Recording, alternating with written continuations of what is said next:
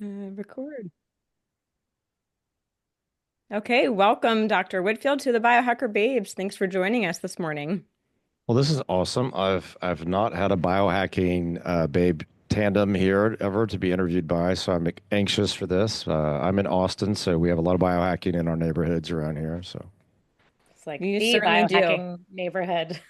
Yeah, I think there's like three biohacking conferences in Austin this year, so it's definitely the place to be. yeah, it's a little bit Well, for me. I don't have to go anywhere.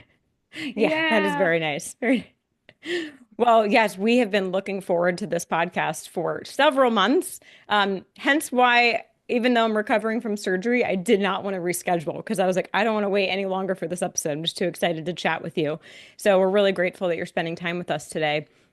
And we're talking about a really important topic, especially it's kind of a personal topic for Lauren and I. So we're talking about breast implant illness, which we did do an episode last year, just kind of introducing our audience to this concept. We had Dr. Kate on, who's a chiropractor. She sees patients with implant illness, but we wanted to bring on a surgeon because you have a lot of experience in this with explant surgery, and we really want to get your take and your insight and all of your wisdom on this topic. And I think fortunately it seems like a lot more people are talking about it today. Yeah. I will Mhm. say in 2016, when I got my implants, gosh, 2016? Yeah, not, almost 9 years now. Hard to believe it's been that long. But I knew there were some potential health risks. And I said, for me at the time, it was worth doing. If it were today, I don't think I would have made the same decision. But back then, I was like, but I've learned so much more in the last year or so. And I want to keep learning, and I will get them out at some point. I kind of joke, one implant surgery at a time. Now that I got my dental implants out, those will be next. And then it'll just be my own body, which is great. So, to kick us off, maybe if this is a new topic for anyone, what is breast implant illness? Well, thank you all for having me on. This is a close to home subject because as a plastic surgeon, I've taken care of patients with implants, implant related problems from a number of surgeons. So neurosurgeons, cardiac surgeons, orthopedic surgeons, OBGYN, colorectal, whoever places any kind of implant has called me one time or another to help take care of their problem, which is a problem with an implant. And the way I look at breast implants and breast implant illness specifically is it's a chronic inflammatory process of which a medical device, in this case, a breast implant, is playing a role. So I think, you know, everybody reports to me in some way, shape, or form. If they had known now what they didn't know back then, they would have got an implant. Well, I mean, my background's all in cancer, so there are a lot of different discussions that I had to have with patients and for everybody listening. So the predominant form of reconstruction in the United States, it's such a large country. I'm in Texas. Spain fits in Texas. So we have a little bit different challenge than many other countries in the world due to its sheer size. I'm in a city, Austin, fairly populous city, but it's not a huge city by any stretch of the imagination. It's not New York. It's not Los Angeles.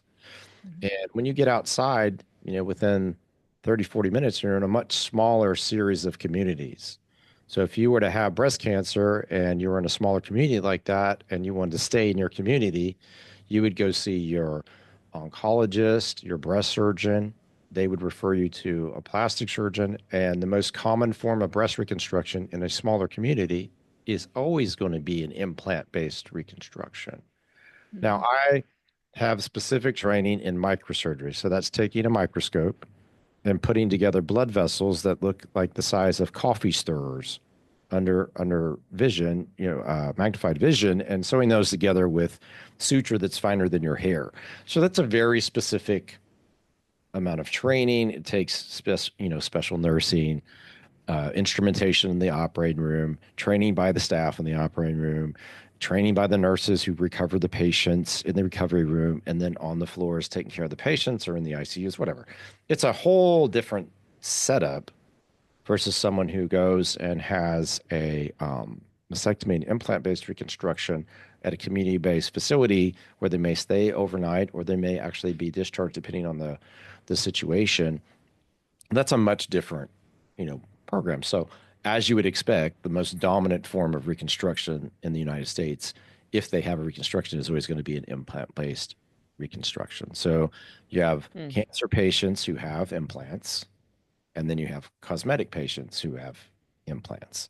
And my whole practice, basically was taking care of both types of patients, to a larger degree the cancer patients because of sheer numbers and volume that we were doing, but they got treated the same. So I always saw patients on the same time intervals. I didn't make a plan that was different for a cosmetic patient versus a cancer patient. So I saw people at a week, a month, and then typically 90-day intervals until a year had passed, and then you'd see them annually. So I really didn't see patients that had, quote unquote, this problem. Now, I saw cancer patients that would develop problems with implants that would get referred to me or that we took care of from radiation, uh, capture contracture, implant infections, on or off chemotherapy, extrusion due to radiation therapy where they had fibrosis, all these other things. And then I would convert those to a reconstruction using their own tissue with what is called to or referred to as the DIEP free flap, which was abdominal tissue that you could revascularize after removal of all the capsular material and implant-based material. So without really knowing that I would go down this road, I was already doing things that would facilitate me being able to be, more easily transition to doing explant surgery for cosmetic patients because I was already doing capsulectomies and uh, reconstruction with other, whether it was a device or in this case, an autologous reconstruction. So long answer Mm. for, why I do and can do what I do relatively seamlessly. Mm-hmm. Wow. And so can you Yeah. talk about what breast implant is? And just to set that up, we believe in bio-individuality. And I think there's a couple of truths here. Like an implant is not compatible. It's not biocompatible. It's a foreign thing you're putting in your body. But we also believe in bucket theory and that maybe the body can be resilient to a few stressors here and there, but then you get too many, or depending on genetic predispositions, that bucket can overflow and create illness and symptoms. So I'm curious what your definition of breast implant illness is, and maybe if there's an answer, like where on the spectrum, or how concerned do we need to be about this for all people or some people? Yeah, so if you would have the same symptoms, in somebody who had a lot of chronic Lyme or a chronic mold toxicity, same types of inflammatory symptoms, I would say. So we see those pretty routinely. And then to your point, when we're looking at bioindividuality, there are some specific genetic predispositions that set you up. So if you don't detox well, and everybody at this point, whether it's on your show or a thousand other shows that have talked about MTHFR. So if you don't methylate well, about 40 or 36% of the population, when you look at the studies, have some kind of problem with MTHFR. And Or just any methylation, because there's hundreds of SNPs, not just MTHFR, so, right? but that one is kind of at least leaked into everybody's understanding and consciousness. Popular. Yeah. I'm going to use that example, right? All right. So if 36% of the people don't methylate well, what does that really amount to? So they're going to stay or be inflamed for a longer interval than someone who does. Mm-hmm. So that's just one hit. And then if you don't do other things well as it relates to immunity, whether that's vitamin D synthesis, how you manage toxins that come into your system in your liver through the use of glutathione, or if you just don't do well with oxidative stress. So your cells work really hard, they produce a bunch of oxygen-free radicals, and your ability to metabolize those is inherited from your parents. Mm-hmm. So if you just keep adding up hits, and people use the bucket analogy, like your bucket becomes full and you can't manage it anymore, that's why. Because you can only have so much enzymatic capability because that's how you got it genetically. And then I always say the same things. You can't pick your parents and you can't outrun a bad diet. You can modify it and say other things that are very, very true. Like if you don't get enough sleep, quantity, quality, regularity, and the timing, like Dr. Matthew Walker talks about in Why We Sleep, Mm-hmm. you don't have much of a chance. Yeah. So, people constantly come in and tell me how clean they eat and all these things. And, you know, uh, I feel like everybody's kind of trying, but they're spinning their wheels a lot. So Sure. the sleep part is something that if you came into me as a surgical patient and, I have 1,000 ways to question you to get the answers. Like I'll say, hey, are you getting sleepy in the afternoon after surgery? That's a telltale sign they're not getting enough protein in their diet at all because your body needs amino acids and proteins for recovery. It's not craving sugar, it's not craving carbs, it's not craving fats. To a lesser degree, or you just got to think like, what's your body trying to do? It's trying to recover. Build. So Renee got Mhm. her implant removed. She's trying to recover. So she needs more calories, and the calories don't need to come in the form of a Slurpee or a popsicle. They need to be more of an amino acid type drink or a protein type drink. And you want to stay hydrated, but not carry around a Stanley with a bunch of free water in it all day and just guzzle it because you're just going to pee a bunch. So there's some things that we have to like almost deprogram. This constant overhydration thing with free water is baffling to me because it doesn't Yeah. amount to anything. Yeah. I would never give a Yeah. hospitalized patient free water in excess because you would create hyponatremia. You would cause a cerebral problem. I mean, it just doesn't make any sense. It's also the same as people who just drown themselves in electrolyte water. I have no idea what that's about because you're just going to pee all that stuff out or create a electrolyte imbalance. So long story short Yeah, a is lot of myths out there. I'm just curious. You're saying free water. Are you talking about like non-structured water or just like hyper filtered water? no, in medicine, free water is just regular water with no additives. Okay. So versus an IV fluid that's like saline solution or what's called lactated ringers, which is balanced salt solution. Got it. Okay. Like structured water would never be brought up in a hospital as a No, no, no. And joke. everything I meant like dead water, like not moving water. It can't energetically absorb it. No, we're going to talk about just like how we would treat in a hospitalized setting. So like when I see Got it. these things that now have become part of the in the culture, I'm like, what's the goal? What's the goal? It Mm, has to have Yeah. if you're going to say you're going to do it, I need to know why and what are you trying to achieve? If I hmm have hmm people after surgery, it's very so I don't use drains after breast surgery. I haven't for many, many years. Um, and explants. And there's a published paper recently about it. It's not mine, it's a surgeon out of Australia, but you don't need to use a drain in breast surgery, just like you don't need to use a drain in a tummy tuck surgery. There's some fundamental things you can do surgically to help avoid it. But then structurally, or think of like what you're trying to accomplish. So if you take in like Renee needs to eat more protein or drink more protein, however that looks, that raises what's called the oncotic pressure in her bloodstream. And that draws fluid out of the tissue. So the swelling in her jaw will go down faster. Mhm. That's just how the body works. You can't outsmart your body.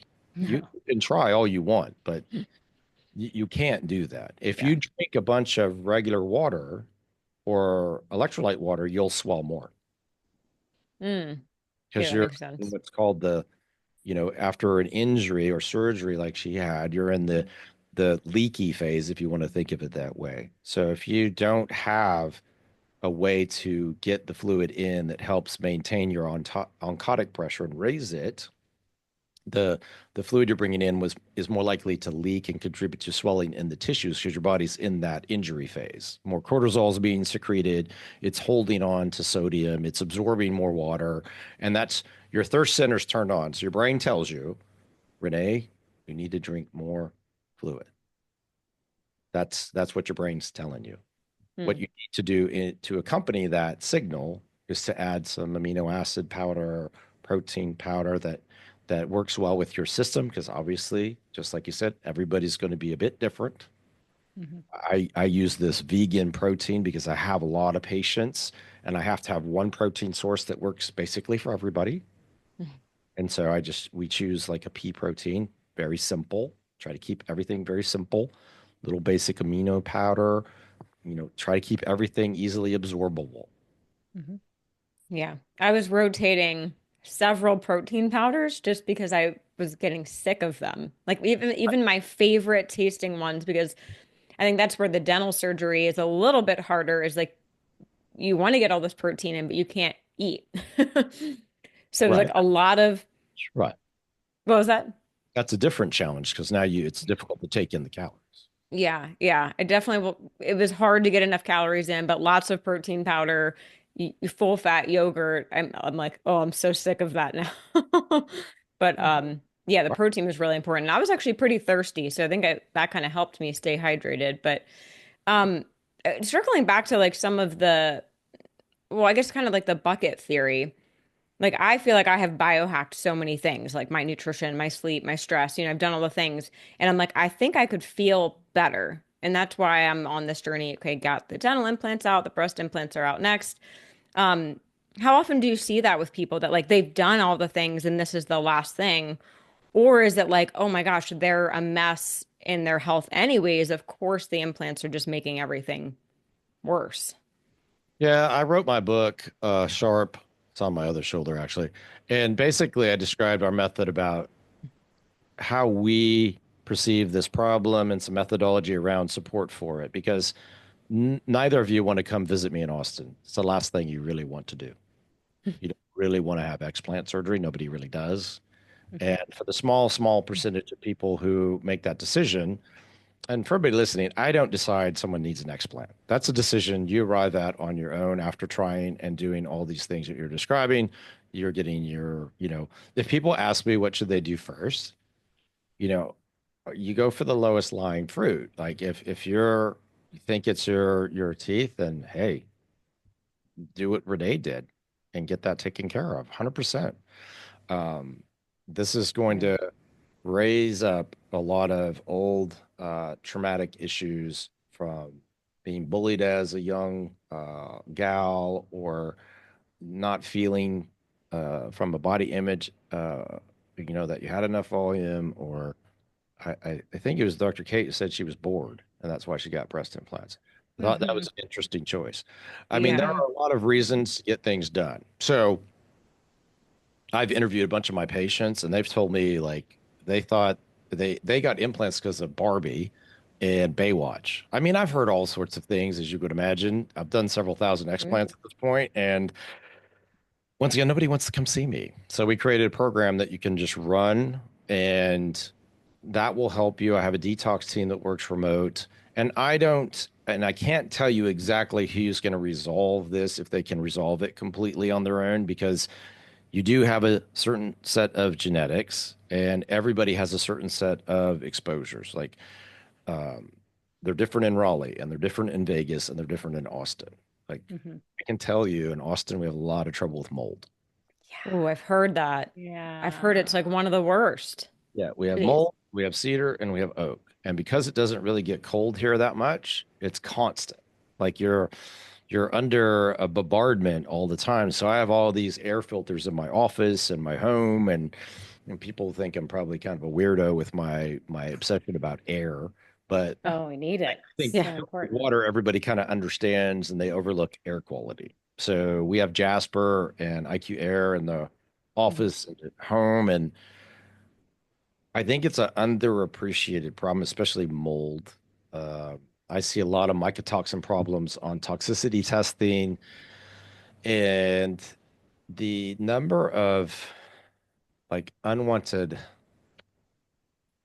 things in your health. Like I don't, you don't know what's contributing to what all the time. So I don't necessarily want to say it's one thing or the other. I've done several thousand explants, and the series we published on PCR testing of explant specimens to look at the problem to see if it's bacteria, see if it's fungus or mold, or is it mycobacterium. And predominantly, overwhelmingly, it's bacteria. Mhm. And Inside the implant? no, this is the scar tissue that your body makes. Oh, in that area. Okay. That is not a thing. Inside of an implant, to me, is not a thing. So, Yeah, I wanted to ask you about that because I've heard some people are like, oh yeah, they opened it up and there was mold and all this stuff in there, but then you hear, well, no, it's not permeable, so that's not possible. So what's that the truth there? I published a paper just to just put that to rest because it's not a thing. And I don't want people, Yeah. I know TMZ and Instagram and all the chat, all the TMZ. important medicine has been done there. But in Hmm. general, we published the paper to show that in 29% of almost 600 consecutive explant specimens, it's bacteria, and it's particularly Cutibacterium acnes and Staph epidermidis. Now, that's important because another paper published last year by Dr. Mithun Sina, wonderful scientist at Indiana University Medical Center, published a paper showing that bacterial interaction from the Staph epidermidis in it interacts with the fat, say the fatty acid, oleic acid in the breast tissue. So it used to be thought that the shell was basically impervious, right? The scar tissue didn't allow anything to happen. But that's not true. So you can have interaction between the bacteria that's stuck inside and then the breast tissue. And that interaction, we've talked a little bit and we said oxidative stress. So it causes an oxidative reaction, and that creates something called oxylipin 10 home. So that can be tracked in breast implant illness patients' blood in this research study that he published, and it's higher and it contributes to problems with macrophages. And that's where you get the immune system activation, and that leads to many of the chronic symptoms that we see. So Okay. think of Okay. like joint and muscle pain, something like that. And Hmm. so I've tried to introduce that scientist to laboratory companies to help get a test, but there's no test right now. That was done in research, but it helps explain that, okay, we have my study and others that say there's bacterial contamination on these. We found it on Explant, and mine, because it's such a large series, I say it's 29% because it's in a big number, almost 600. And then you look at his study that found oxylipin 10 home. So this is a biomarker now. Everybody's been asking me what test shows this. How can you determine what's going on? This is all made up, Dr. Whitfield. Like, no, it's not. When you have bacterial contamination and it interacts with your breast tissue, you can get this substance, oxylipin 10 home, in elevated amounts. And that can lead to the changes in the macrophages in our immune system that lead to the symptoms. So instead of saying there's not a true, relationship with what's going on, that is a avenue to understand the problem. And there'll be more and more things that we can follow. There was a published study recently that looks at fibroblast growth factor 19 as a way to study the symptoms over time after explant. That was a paper published, and it's in Europe. It was done in Amsterdam. So I the scientific literature is now starting to catch up with what was a pretty big problem that was, I think, very poorly understood, and it still needs a lot of work. But I don't think we should approach it as it's not a problem. I mean, we testified and had hearings about it in 2019, so it's out there. We need Yeah. obviously better education for providers, both providers in the plastic surgery space and then in other provider spaces where they're seeing the patients. Maybe it's rheumatology, maybe it's the general doctor, maybe it's the OBGYN, just so they understand potentially like, okay, I should be asking about this. And if I don't understand it, what resources are available to help us better understand the problem. And the patients, it's okay if the doctor they're seeing says they don't completely understand this problem. This is not an easy problem to understand. Yeah. And, Sure. you know, patients get frustrated. I totally understand this. Hmm. Uh, if patients are in a situation where they want to explant and they're seeing a plastic surgeon, the plastic surgeon says, this is not a thing. You don't need a capsulectomy. It's dangerous. Then you just need to not be there because that person doesn't completely understand what's going on. And rather than get any more frustrated with them, just say, okay, I get it. And just, I know it sounds a little bit harsh, but just leave. Mhm. Mm-hmm. Going to serve you in the long run. Yeah, Yeah. yeah. That's like So any general dentist.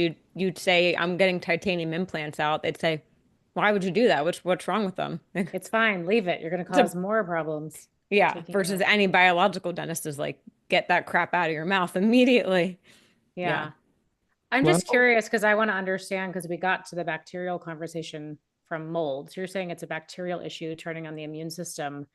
So I'm assuming that's where biofilms come into play. So whether you're getting the explant or not, like how do we support the immune system? Do we need to look at biofilm disruption, at antimicrobials? Is that something you even do, or are we just kind of supporting detox pathways and inflammation, oxidative stress? so biofilm, the easiest way for the listeners to understand biofilm is it's like plaque on your teeth. Mm-hmm. That's what biofilm, that's how it was first discovered under a microscope, as looking basically at teeth. So it's a community of bacteria. So when I say there's bacterial contamination, that's on PCR analysis. So PCR, if everybody remembers from the pandemic, you could get the antigen test, you get a PCR test. Mm-hmm. PCR test, obviously super accurate. So that amplifies DNA fragments. So if you have a DNA fragment of bacteria, fungi, mycobacterium on the panel we use, which is looks at 150 types, it's going to be the most accurate in telling you what's there.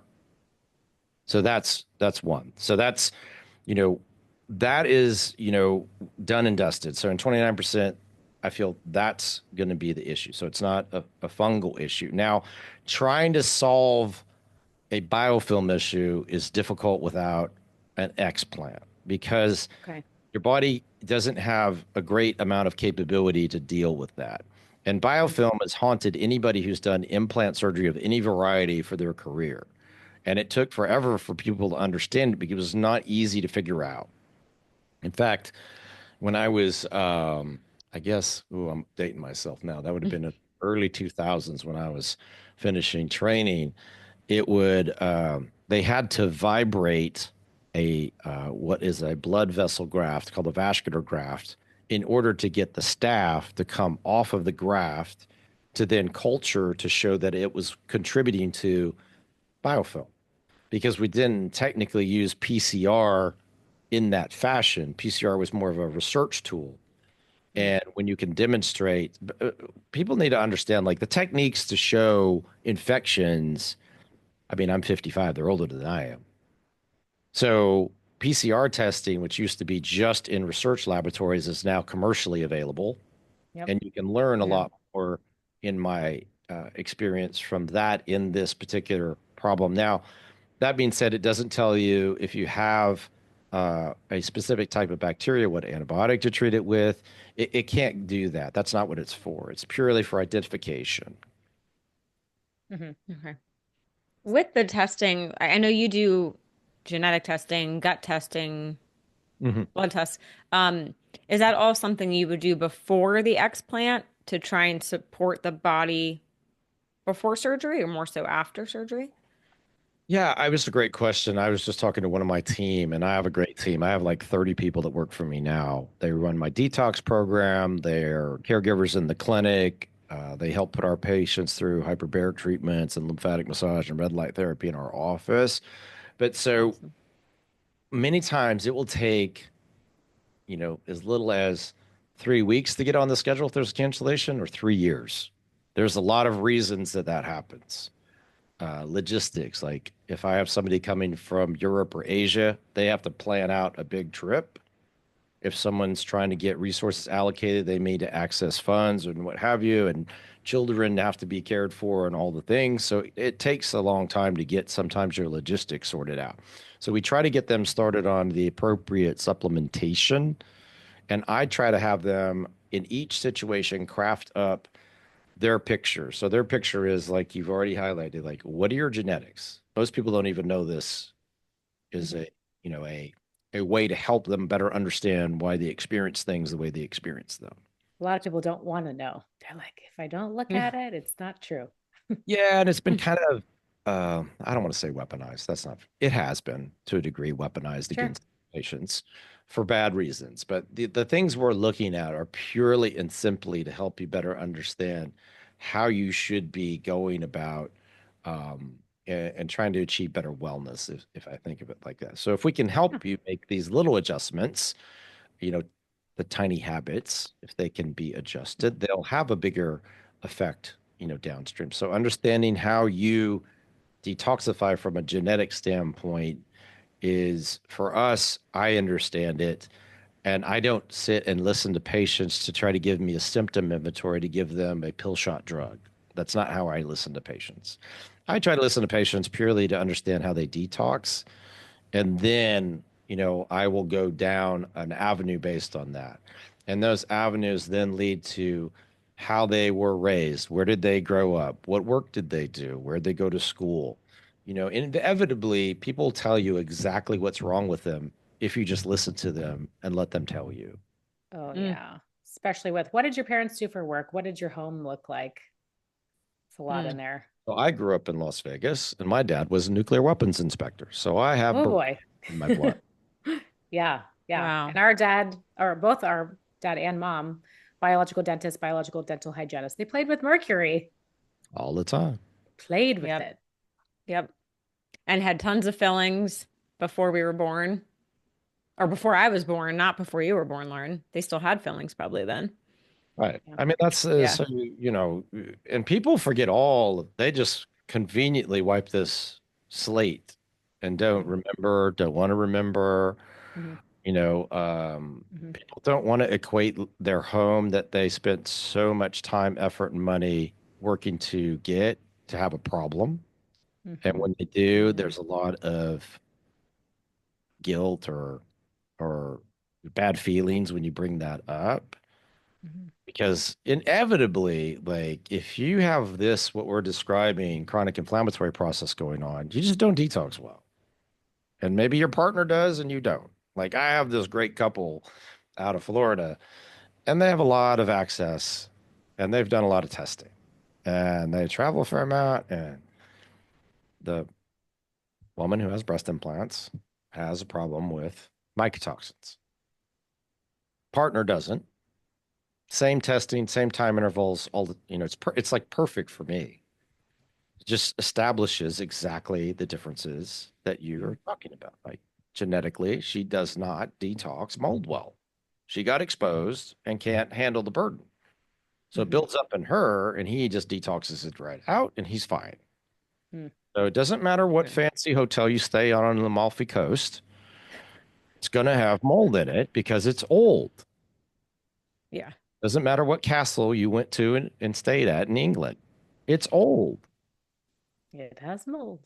Yeah. Mhm. Yeah. Going to have this problem, and you Yeah. smell it right when you go into it. I Mm. I can tell you, I'm so used to mold now. Like I almost can, like I just, it's like Spidey sense now. I feel like that's a problem. Like I don't want to go in there.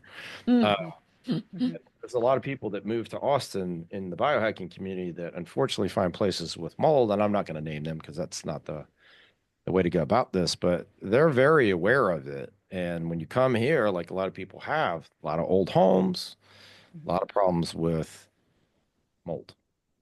mhm.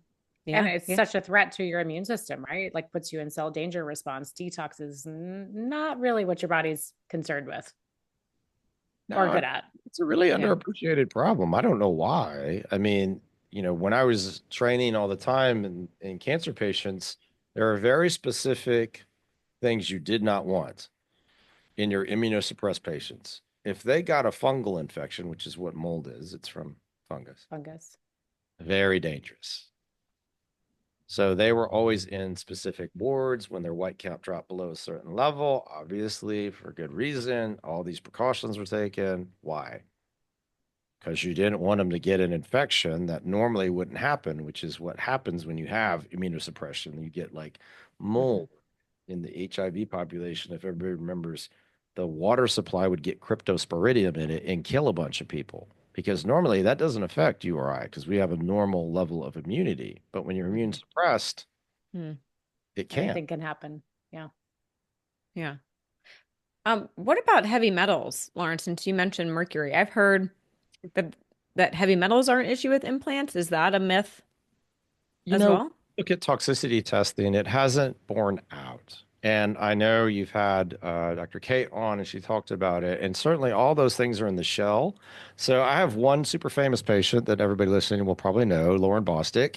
She had the worst heavy metal test I'd ever seen on a human in my practice in, 8 years of looking at testing and everything. And so she would do a barrel sauna treatment routinely, and it got barrel saunas are they achieve upwards of 212 degrees Fahrenheit. Oh, Uncomfortably wow. hot.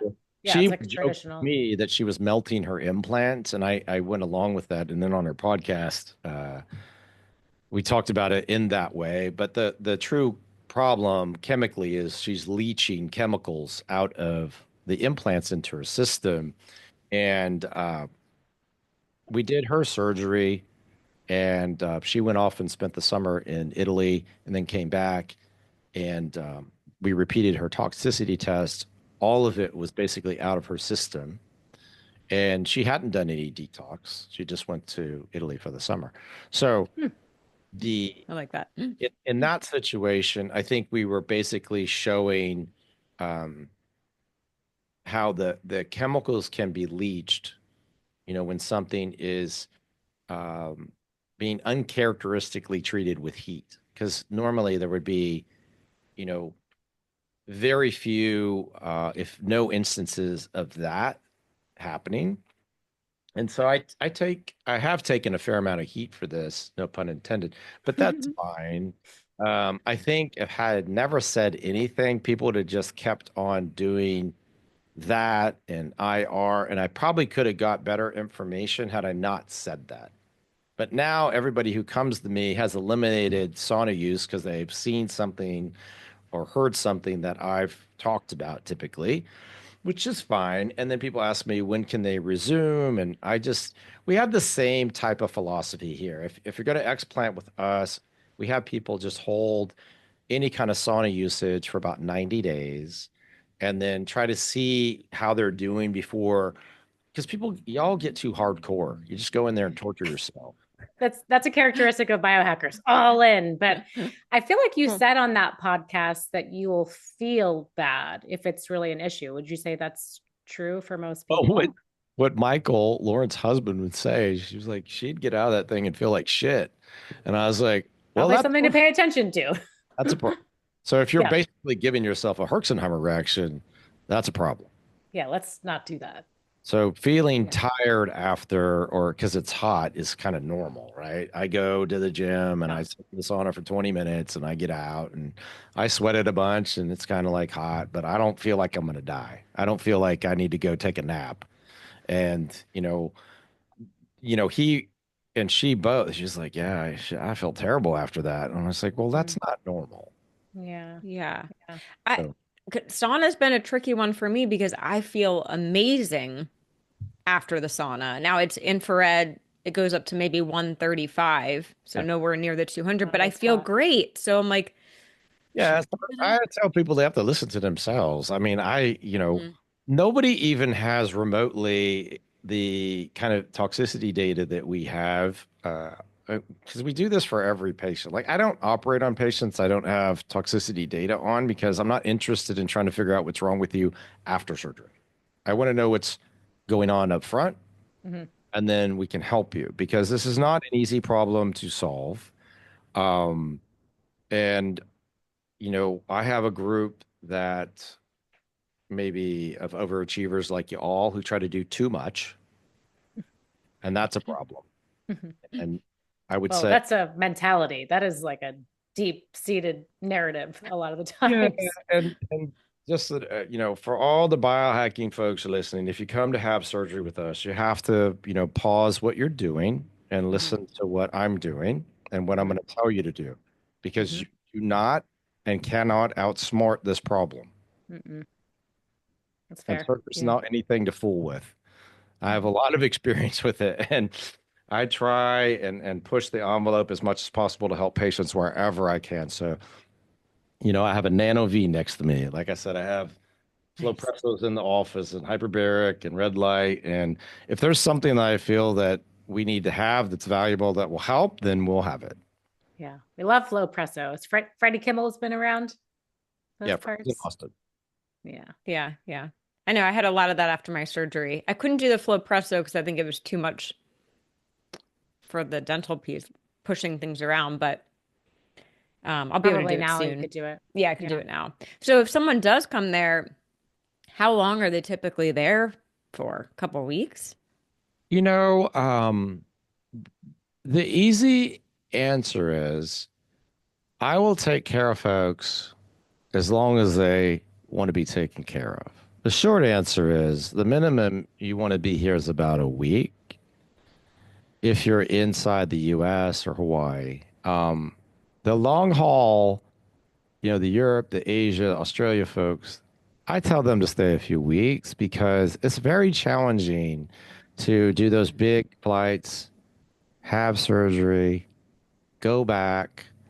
And, I don't want anybody to have a feeling where they didn't spend enough time. I had somebody recently, feel this way. Um, I'm one person. I have a big team helping me, and my team is great. They take care of patients with a great deal of enthusiasm and passion for the situation. My executive assistants had an explant. My patient concierge had an explant. My nurse practitioners had an explant. My detox team leads had explant, and they've all had an explant with me. Wow. So everybody understands the mission vision of the program. There's no confusion here. Hmm. Yeah, yeah. So with the explant, you're doing on block always, and what are kind of some options for recovery or restoration? Are you doing fat transfers sometimes, Yeah, so all the times? I mean, that's a pathology term. So whether we can take it out completely intact is a function of the thickness of the capsule, typically. I try to take them all out intact all the time. The thing that prohibits that is just thinness or thickness, really, of a capsule. Okay. Yesterday, in fact, is the very last case of the day. I did 4 explants with lifts yesterday. So I do a lot of simultaneous lifts. And Want to know about that. the last patient, she's, smaller gal, 270 cc implant. And we're doing the case.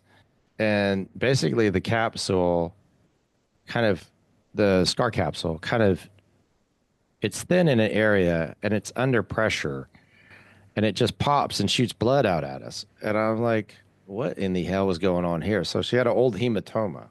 And it wasn't a big one, but it was under pressure, so it shot out at us. And I was like, well, that's great. That's fun. Oh, So we get all that out, and so that's creating, a bit more work. And then we go to the other side, and I get all that out intact, and then we close. And so I do a lot of vertical lifts to reshape a wide breast or low set breast and lift it vertically.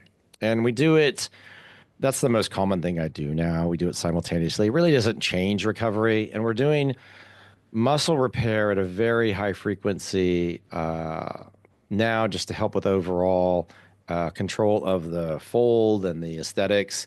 So we do this yesterday, and I don't use drains, right? I told you all that. hmm. Mhm.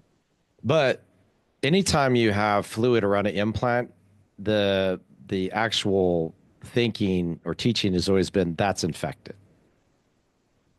And so the things I normally would do, uh, I would say for that patient, especially having an old hematoma and possibly an infection based on what was going on, I used a drain for her. And if I use a drain on one side, I will use it on the other side because I assume the other side potentially has an infection as well. And that's just, I'm trying to be as safe as possible in every situation. So we get everything closed. And then I do pictures for everybody and a video so that you know exactly kind of what I found and what I'm thinking. And it's loaded to your chart. So when you are, in recovery and you're awake, my patient concierge is there typically. And you can see the video if you want to, watch the video or if you want to wait, but it's done for everybody. So we already have this kind of messy thing from the left side. And the right side is totally intact, basically. And I open it up and this thing's ruptured and leaking gel inside. So And she had no idea, this was the case, and neither, did we on exam. So, you know, those types of issues and on toxicity testing, it doesn't show that someone had increased amounts of heavy metals. So that's not really been borne out. And I know there can be lymph node migration. That's the most common thing that I would see. But What's it's that? so the silicone that's leaked that gets filtered by your tissues and goes to the lymph nodes because that's the first drainage basin would be the armpit lymph nodes. Same with Mhm. cancer or anything like that. Hmm. And so I Yeah. don't ever take anybody's lymph nodes out because that could lead to lymphedema. You don't mess around with that. Hmm. That's not anything to fiddle with. So it's just one of those things where, I go in with the same plan to take all the material out all the time and typically not drain anybody. And then the last case of the day, I have all the wheels came off the bus completely. I've got a hematoma popping in my face. I've got a ruptured implant. Oh And I my went out gosh. and I told her husband, I'm like, yeah, it was good that we did this, but this was, a complete goat rodeo, basically. This is not what I've done Wow. thousands of these, and this was quite a mess. And One to remember. yeah, she was here this morning. She's doing fine, and she's getting a lymphatic treatment now, and a hyperbaric treatment. But I'm just like, you just like never know what's going on. And people ask Mhm. me, can you do tests? Uh, so you can look with high definition ultrasound for an intact shell. You can do a devoted breast MRI. A regular MRI will not typically show a posterior leak just because there's no gravity involved with it. So if you're laying flat, it's not going to show you that something's leaking because unless it's completely ruptured and kind of giving you a sign that it's ruptured. So Hmm. I consider everybody to have a rupture and I just approach them all the same way. Hmm. But so would you Okay. recommend the average person do an ultrasound if they're trying to decide if they should do, if they're not really sick, but Yeah, for considering this? surveillance, that's what you should do. Yeah. Okay. Yeah, a high Makes sense. definition ultrasound helps. Just it's not going to give you radiation. It's not going to be a painful exam, Mm. and that would be, for all intents and purposes, the easiest way to have a look at it. Get more information. Okay. That's Yeah. good to know. And then how Um, often are you doing the fat transfers? Oh my gosh, that's been an interesting and how thing. much fat do you need? Yeah. Well, Does everyone have a surplus somewhere? yeah, we'll take that. So the lower body weight patient or low BMI patient is always the more challenging patient to take care of. So what I've tried to do for those patients is number one, if you have access to go get a DEXA to look at your body composition, that will help because that Mhm. helps people understand where, if they have fat, where it is. Mhm. Because everybody comes in grabbing these little pieces of tissue on their waist and tummies and telling me they're fat, which of course that's not super helpful. Yeah, Um, I can imagine. um, so for me, we want to always transfer and make a difference. So if someone's low BMI, you're going to have to take fat from more than one area, and there are four kind of standard areas that we look at for acquisition of the fat. So like inner outer thighs, abdomen, of course. Typically, the area that people will have accumulation of fat that's super helpful is the love handle lower back area. So that ends up being a very common source. And you may access all of those if you're low BMI. If you're, mid, you have enough fat distribution, maybe you can concentrate just on like love handles or an area that's bothering you. Now, for people who have had kids, you have to be careful with their abdomens because the skin is usually stretched out. Mhm. So we have a skin tightening treatment. We use Body Tight and Morpheus 8 microneedling in the operating room a lot to help because we do, when you take fat out, you're changing the architecture. So the skin above it, it'd be great if we're all 20 and had lipo because it would just tighten up. It'd be great. Snap right back. We're not 20. So anytime you're closer to 80 than 20, which is me, you don't want to just have lipo without the option for skin tightening. And if someone has stretch marks are always problematic. So we use a lot of microneedling to help with that. And it's better to do that under anesthesia because the radio frequency microneedling delivers heat and energy and is uncomfortable. If anybody's ever had that on their face under topical, they'll know what I'm talking about. Yeah.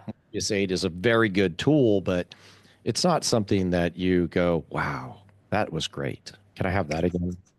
Sure. Yeah, That's please, an option. please. Yeah. Yeah.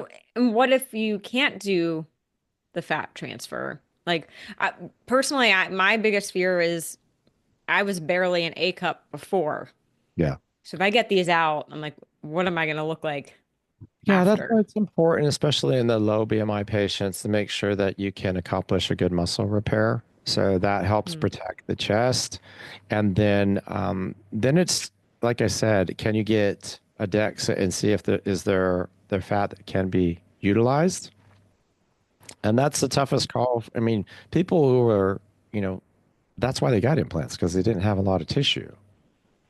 So that's always, unless Yeah. it typically, people as they get older can put on some weight, but some people maintain their metabolism for a long time. And then, oh, let me just talk about this. This has reared its head now. All right. So Ozempic, Mounjaro, and Wegovy. So these drugs all work. Like there's no question they work. They change behavior. People stop binge eating. They don't eat late at night. Um, it burns fat and some of them, obviously, some muscle. So you want to have a higher protein diet, but you do not want to be on these drugs and call me and ask for a fat transfer, Oh, yeah. Oh, which yeah, happens routinely now. So I bet.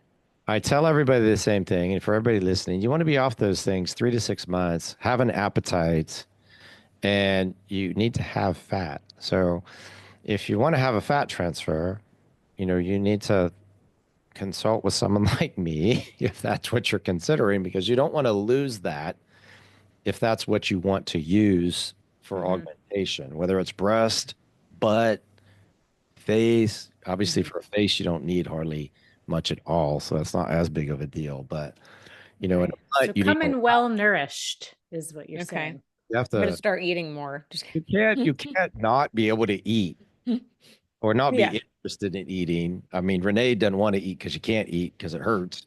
I But mean, I'm starving. Like, I would love to just eat like a big burger or something right now. Cheeseburger. Like Yeah.